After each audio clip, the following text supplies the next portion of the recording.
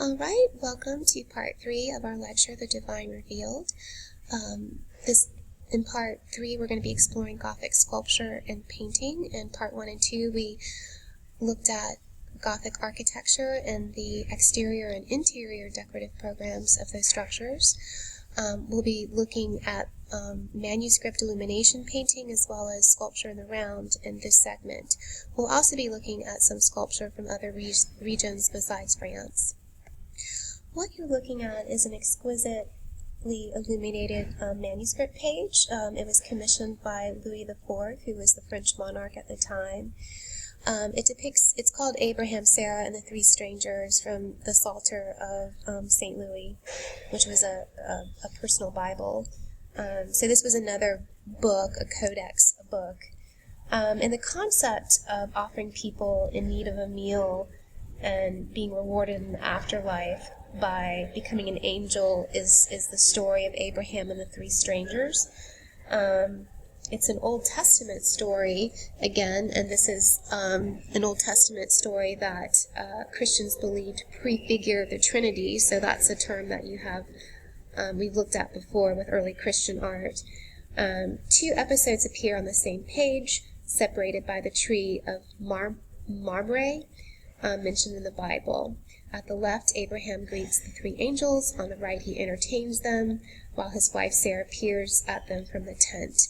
One of the things I wanted to talk about more was sort of the stylistic conventions, and maybe talk about some of the things we've noticed with Gothic sculpture and see how it's translating into 2-dimensional art. So what you see is Gothic-style architecture represented in the background. You have these lancet windows with little rosettes. The medium of this piece is ink, tempera, and gold leaf on vellum. And again, these are all precious metals. So this would have been a very expensive book, and again, only very wealthy individuals and royalty could afford such exquisite manuscripts. The colors are very saturated and reminiscent of stained glass. And this is believed to have been made by an artist who actually had worked in another Gothic church called Sainte-Chapelle, which is covered in stained glass. And so this is showing this sort of translation of him working in that environment. Here's an example. We unfortunately couldn't cover this church. It wasn't in your 250 list, and I just didn't have time to cover it. But it's an exquisite later Gothic-style church. And it's beautiful. It's pretty much just stained glass walls. And definitely I think when you see this and you see the same sort of textures and colors in this page, you get a definite inspiration if he was working in this play. So the colors and the textures are very reminiscent of stained glass. Also note the Gothic sculpture figure style that we discussed earlier in part 2 with the Annunciation scene from Reims Cathedral.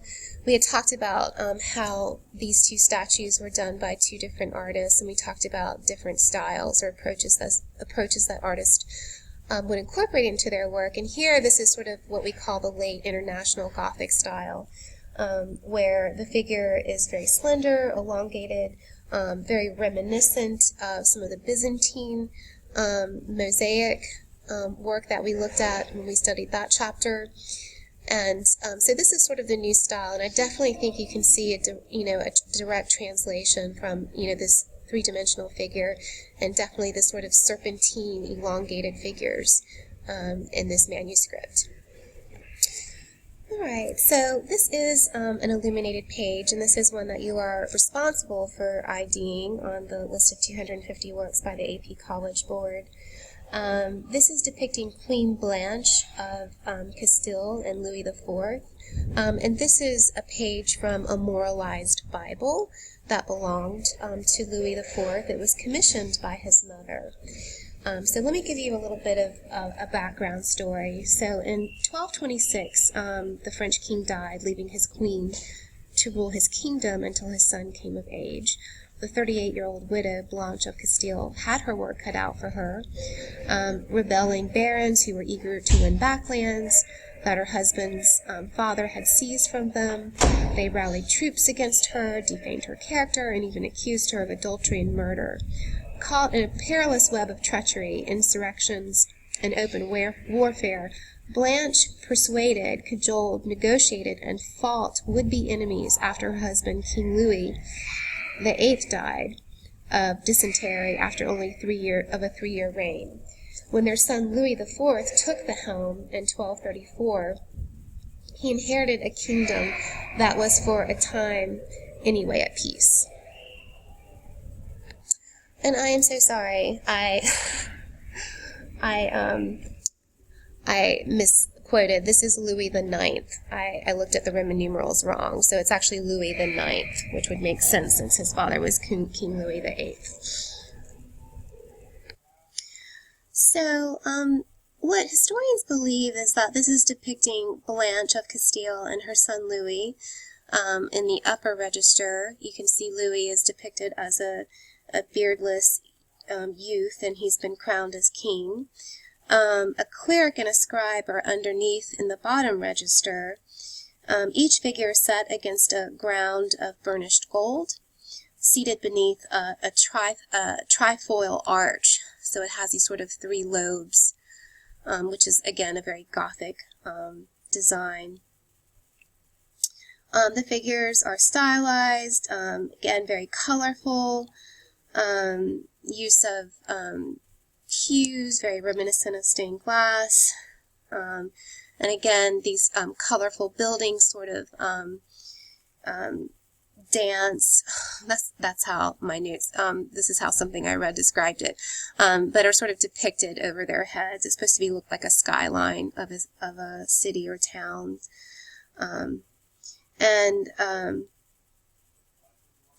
Moralizing Bibles were made as for the French royal house, exclusively for them. These included lavishly illustrated, abbreviated passages from the Old and New Testament. So it wasn't a complete Bible, it was abbreviated. It also included explanatory text that alluded to historical events and tells that accompanied these literal and visual readings, which were woven together to convey a moral. So that's why it's called a moralizing Bible. So what we're looking at here is that, here's Blanche and her son, King Louis VIII, and what is happening is that all 4 of these figures are participating in the production of this manuscript. As a patron ruler, Queen Blanche of Castile would have financed the production. As ruler-to-be, King Louis IX's job was to take its lessons to heart, along with those from the other biblical and ancient texts that his tutors read with him. And so let's kind of focus. And then here at the bottom we see sort of the production of the manuscript taking place, and we'll talk about each of these in a little bit more detail. In the upper register, we're going to kind of focus on that. We see an enthroned king and queen. They wear a traditional medieval open crown topped with a fleur-de-lis, which was a stylized iris or lily, symbolizing a French monarch's religious, political, and dynastic right to rule. And let's kind of zoom in a little closer. The blue-eyed queen left is veiled in a white widow's wimple, which was a kind of headdress that they wore during this time. An ermine-lined blue mantle, so right over here, ermine is a type of fur, drapes over her shoulders. Her pink T-shaped tunic spills over a thin blue edge of paint, which visually supports these enthroned figures. A slender green column divides the queen's space from that of her son, King Louis IX, to whom she deliberately is gesturing across the page. raising her left hand in his direction. Her pose and animated facial expressions suggest that she is dedicating this manuscript with its lessons and morals to the young king.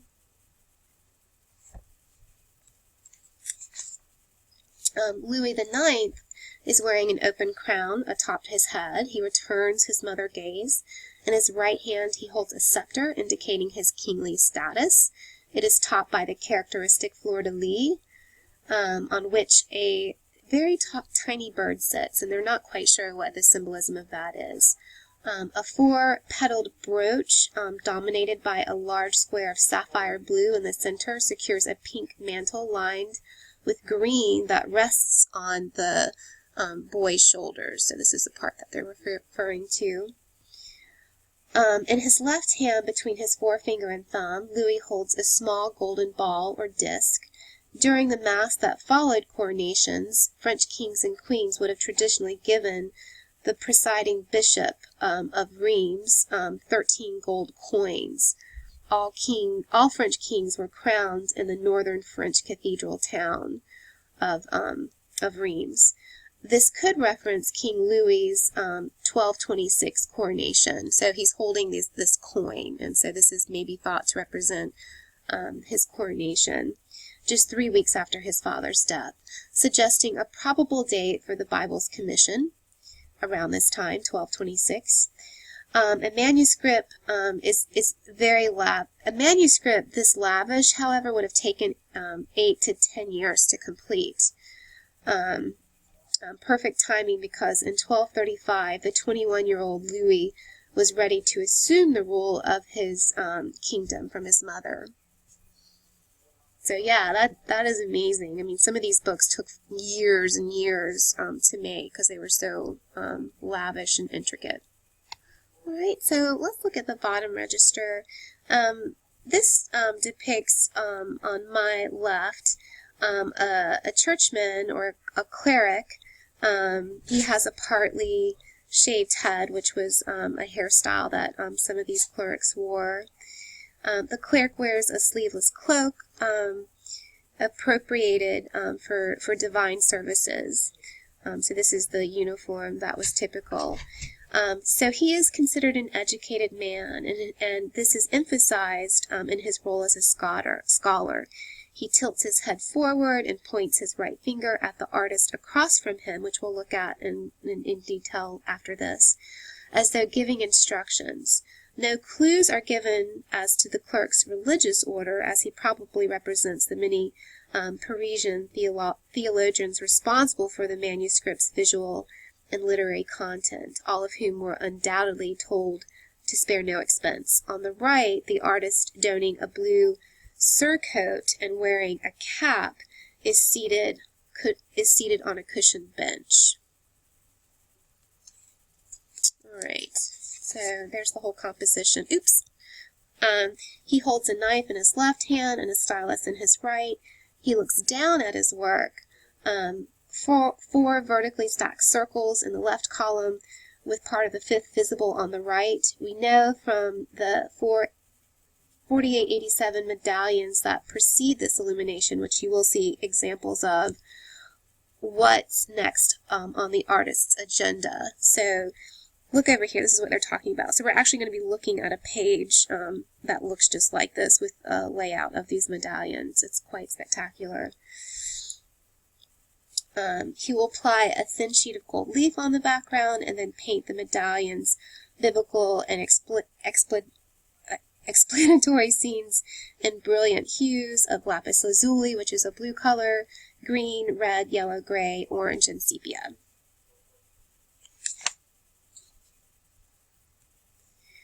So, undoubtedly Blanche handpicked the theologian whose job it was to establish this manuscript's guidelines, and selected Bible passages, as well as writing explanations, hiring copyists to oversee the images that the artist should paint.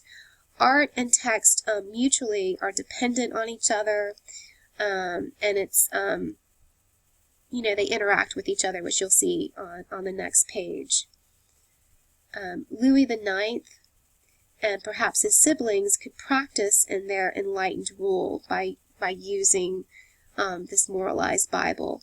The nobles, church officials, and perhaps even common folk who viewed this page could be reassured that their ruler had been well trained to deal with whatever calamities came his way.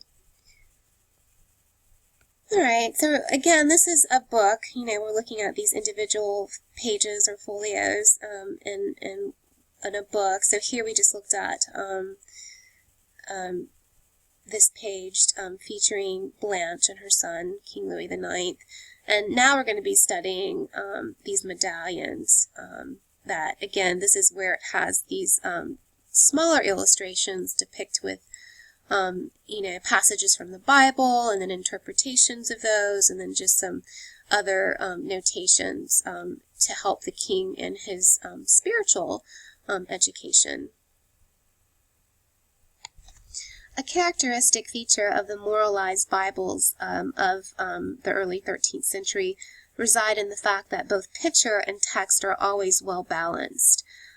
Bible text and Bible commentary, Bible illustration and commentary, illustration appear side by side in a common context.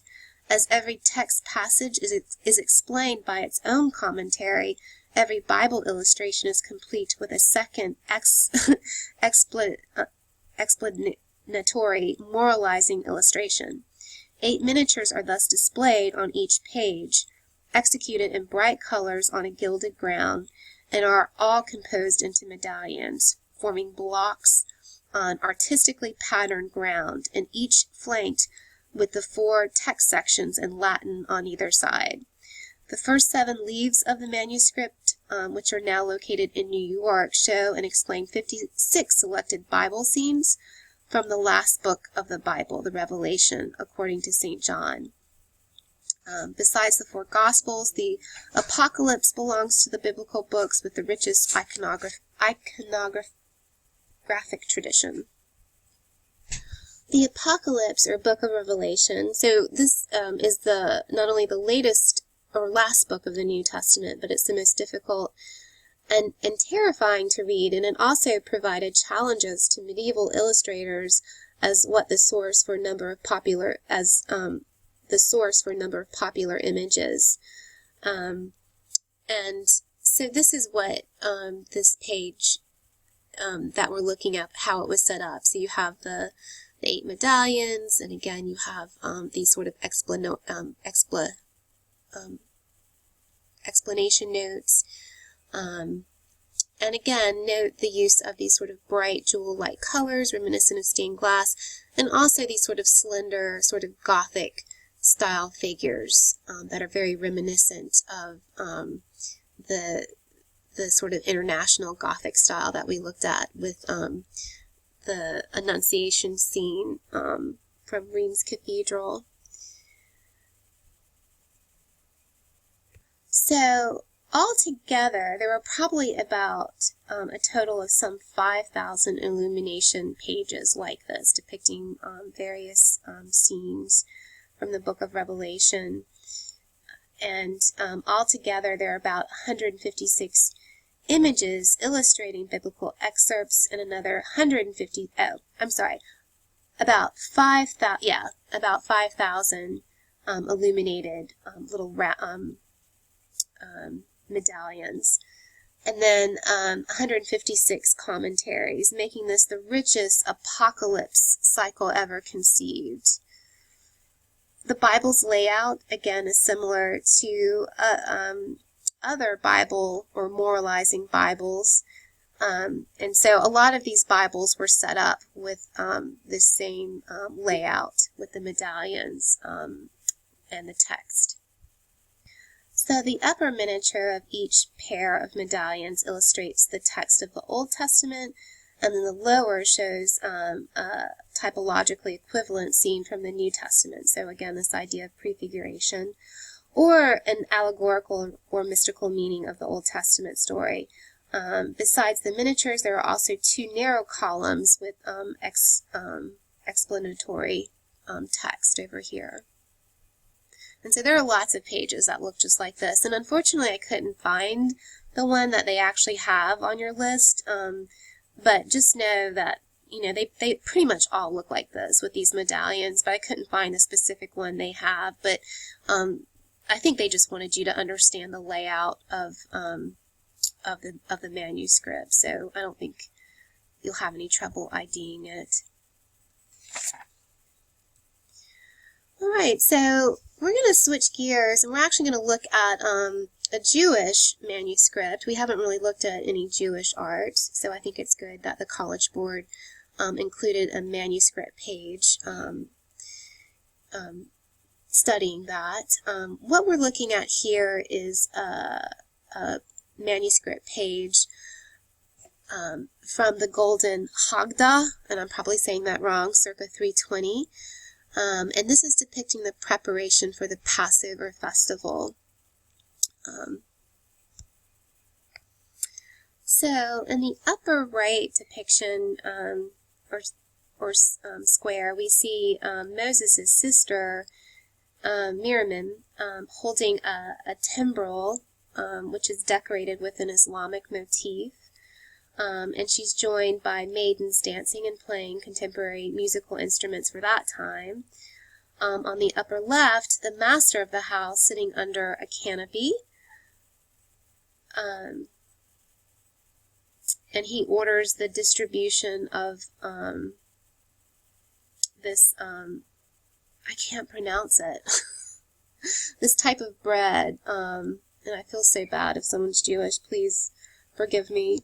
Matzoh, and I should know this because I've actually been to a Passover, and sort of this unleavened bread, and also harasset, a sweet made from nuts and fruits, to the children below. To the lower right, the house is being prepared for Passover. There's a man holding a candle, searches for leavened bread on the night before Passover, and the woman and the girl clean, both left. At the bottom left, we see sheep being slaughtered for Passover, and a man purifies the utensils in a cauldron over fire in order to prepare the sacrifice. This is another manuscript page from this text. Here, this is depicting the 4 plagues. So in certain compositions, we see painful boils afflicting the Egyptians, swarms. Here you see them right here.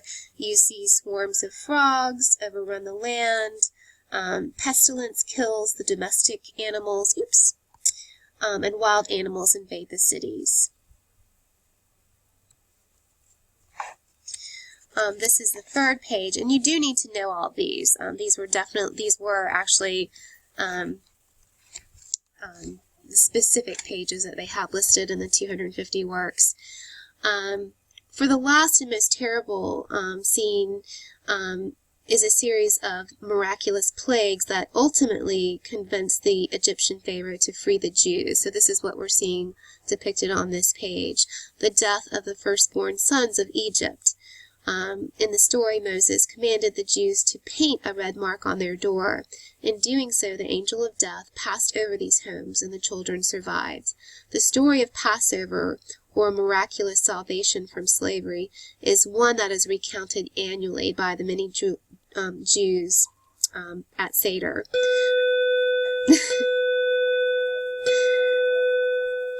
Sorry about that. The ritual meal, so a Seder is a ritual meal that marks the beginning of the Passover holiday. So the plague of the firstborn is represented in the upper right corner. It's divided into 3 scenes. We see an angel strike a man. The queen mourns her baby, and then there's a funeral at the funeral of the firstborn. Below those 2 images. On the upper left composition, the Pharaoh orders the Israelites to leave Egypt. The Israelites hold lumps of dough, walk with hands raised, illustrating the verse, and the children of Israel went out with a high hand. On the bottom right composition, we see pursuing Egyptians, and they're shown as contemporary, contemporary knights led by the king. And then the bottom left, we see the Israelites safely crossing the Red Sea. And then Moses takes a last look at the drowning Egyptians.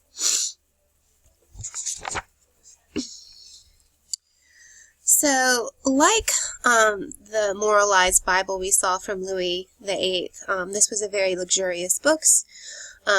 This book was used to tell the story of Passover around the Seder table each year. And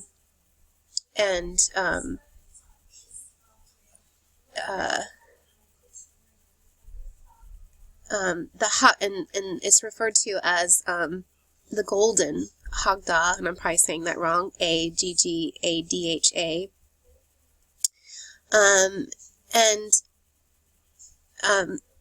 It's really one of the most luxurious examples of medieval illuminated manuscripts, regardless of the use or patronage.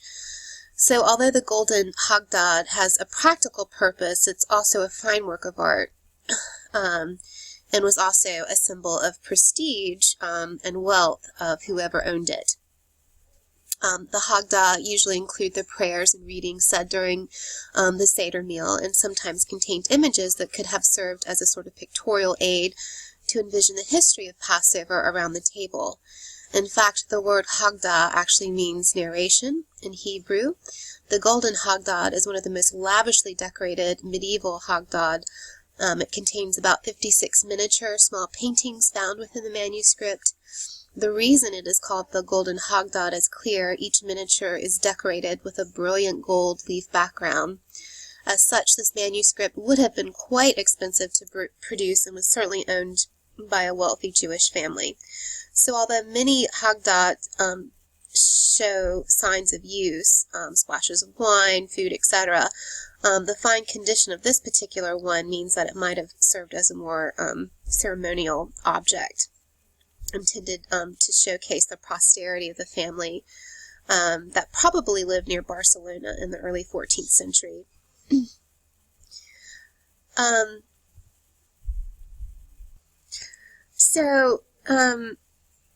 The fact that the Golden Haggadah was so richly illuminated is important. Although the second commandment and Judaism forbids the making of graven images, the Haggadah was often seen as educational rather than religious, and therefore exempt from this rule. The style of the manuscript may look familiar to you because it looks very similar to the Christian Gothic manuscripts, such as the Bible of St. Louis, that was the first slide we looked at, and then obviously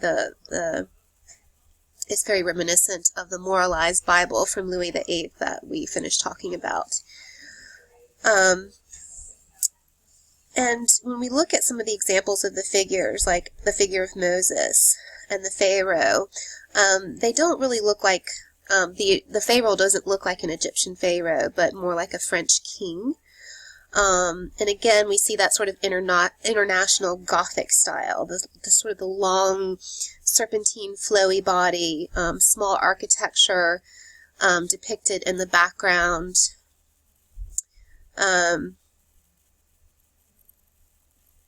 And then this sort of patterned background, very much reveal that this manuscript was created during the Gothic period. Whether the artists of the Golden Haggadah themselves were Jewish is open to debate, although it is certainly evident that regardless of their religious beliefs, the dominant style of Christian art in Europe clearly influenced the artists of this manuscript.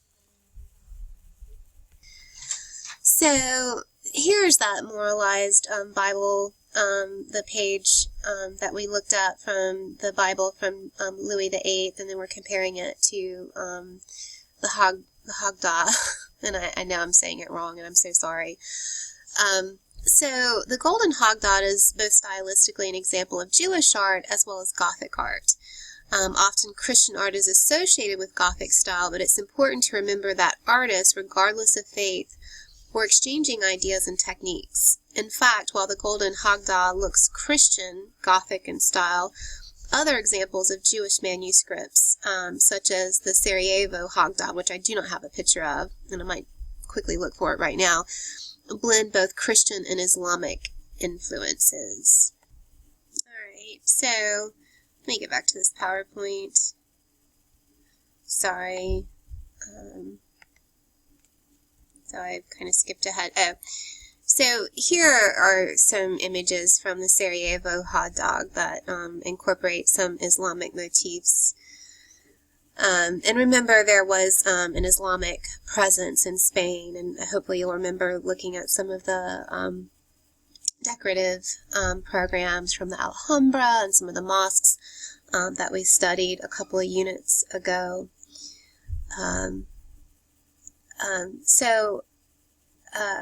Here, what's important, and I think why the College Board wanted to show you these two examples, is to really push this idea of cross-cultural borrowing of artistic styles that are happening throughout Europe during this time.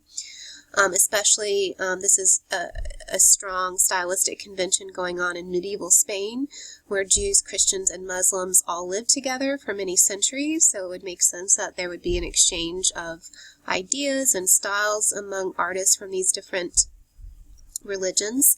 Despite periods of persecution, the Jews of Spain, known as Sephardic Jews, and I know I'm saying that wrong, developed a rich culture of Judaism on the Iberian Peninsula.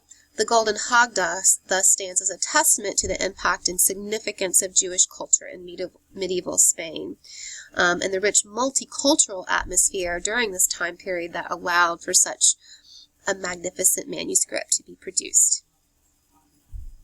Alright, so we're going to move into sculpture in the round. Now, again, this isn't on your official list of 250 works, but it's an important piece. This is a statue of Saint Maurice. This is actually from a cathedral in Germany, the Magdeburg Cathedral. And it's an interesting piece, and it gives us some insight into German sculpture and how it is a little bit different than some of the French, the German Gothic sculpture, and how it's a little bit different than some of the French Gothic sculpture or images that we've looked at. Saint Maurice was an Egyptian martyr. He was murdered by Roman soldiers. And so what's interesting about this figure is that the figure is modeled after African-like features. So when we look at the figure, he looks like he definitely, is an African, or more, Moorish. And again, this points out to a more naturalistic style, as opposed to this sort of stylized abstraction that we've seen happening with Byzantine, some, Gothic art. This shows how powerful this current idea of realism runs through German Gothic sculpture. So again, I want you to be very, you need to understand that this is not French, this is German. And so, again, there are certain stylistic conventions that are different within different regions and territories during this period of Gothic art. And so this idea of realism and also emotion will become very prevalent in German Gothic sculpture. This is the first surviving representation of Maurice as a black African, an acknowledgement of his Egyptian origin, and an aspect of the growing German interest in realism, which extends here into the detailed rendering of his costume, of his chainmail, and riveted leather. So again, very realistic. This is another German sculpture, Gothic sculpture that we are going to talk about, and it is one that you do have to know. So this is a Pietà. A Pietà is a scene with the Virgin Mary and Jesus Christ after he's been crucified, and she's holding him on his lap. And we'll see the scene many, many times depicted in many different styles and many different mediums. So this is referred to as the Röntgen Pietà from the Rhineland in Germany. It dates from 1300 to 1325, and it's painted wood. And hopefully when you look at this, you do feel some sort of emotional reaction to it. I think it's a very hard image to look at and not feel something. Perhaps you might feel a little bit horrified, maybe repulsed in some ways, and it's a very terrifying image to look at. And the more you look at it, the more intriguing it becomes. This is in part of the beauty and drama of Gothic art, which aim to create an emotional response in medieval viewers. So again, in particular, German Gothic art. Earlier medieval representations of Christ focused on his divinity. So we're looking at an example of the crucifixion of Christ. In these works of art, Christ is on the cross, but he doesn't suffer. So if you look closely, you'll see that, he looks pretty calm and noble. I mean, definitely he's stylized in terms of the way he's depicted, but, compared to the image that we just looked at, I mean, he looks pretty, there's not any, his skin isn't diseased and sore, it doesn't have sores on it, his head isn't looking downward. I mean, he looks very triumphant, and this is what they would refer to this type of Christ, that he's on the cross, but he never suffers. And so these types of crucifixion images are called Christus triumphans, or triumphant Christ. His divinity overcomes all human elements, and so Christ stands proud and alert on the cross, immune to any sort of human suffering. This is another depiction of a crucifixion. In the later Middle Ages, a number of preachers and writers discussed a different type of Christ who suffered in the way humans suffered. This was different from Catholic writers of earlier ages who emphasized Christ's divinity and distance from humanity. Late medieval devotional writings from the 13th through 15th centuries leaned toward mysticism, and many of these writers had visions of Christ's suffering. Francis of Assisi stressed Christ's humanity and poverty. So here you see an example, and here we start to see this image of the suffering Christ. Here, his head's lower. We see, blood coming from the wound. So it's definitely a much more empathetic portrayal of Christ and the crucifixion. So getting back to the Röntgen Pietà, the effect of this new devotional style, which emphasized the humanity of Christ, quickly spread throughout Western Europe through the rise of new religious orders like the Franciscans, for example, and the popularity of their preaching. It isn't hard to see the appeal of this idea that God understands the pain and difficulty of being human. The Röntgen Pietà Christ clearly died from a horrific ordeal of crucifixion. And that is something. Being crucified was an awful, terrible, horrible death. I mean, it was a long death, and it was an excruciating death. And this image, I think, displays that horror and that torment that Christ had to suffer.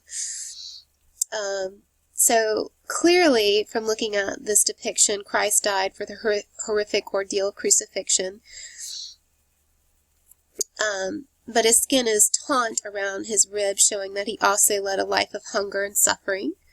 The Pietà statue, these types of Pietà statues appeared in Germany in the late 1200s and were made in this region throughout the Middle Ages. Many examples of Pietas survive today. Many of those that survive today are made of marble or stone, but the Röntgen Pietà is made of wood and retains some of its original paint. And again, it is really a sort of gruesome example of some of these German Gothic Pietas that were being produced during this period. You can look at a close-up. So really, I mean, look at the expression of this of the face of Christ, and the anguish and the figure of Mary. Going back to Romanesque sculptures, this figure is really unlike any sort of Romanesque or French Gothic sculpture that we've seen. Byzantine and early Gothic sculptures, we have, in Byzantine and early Gothic sculptures, here the artist uses expressionism and emotion to confront the viewer as if to say, what is your suffering compared to this? All of these pietas were devotional images and were intended as a focal point for contemplation and prayer. Even though the statues are horrific, the intent was to show that God and Mary, divine figures, were sympathetic to human suffering and to the pain and loss experienced by medieval viewers. By looking at the Rotgen Pieta, medieval viewers may have felt a closer personal connection to God by viewing this representation of death and pain. All right, so this is the last in our set in reference to Gothic art. This concludes part 3.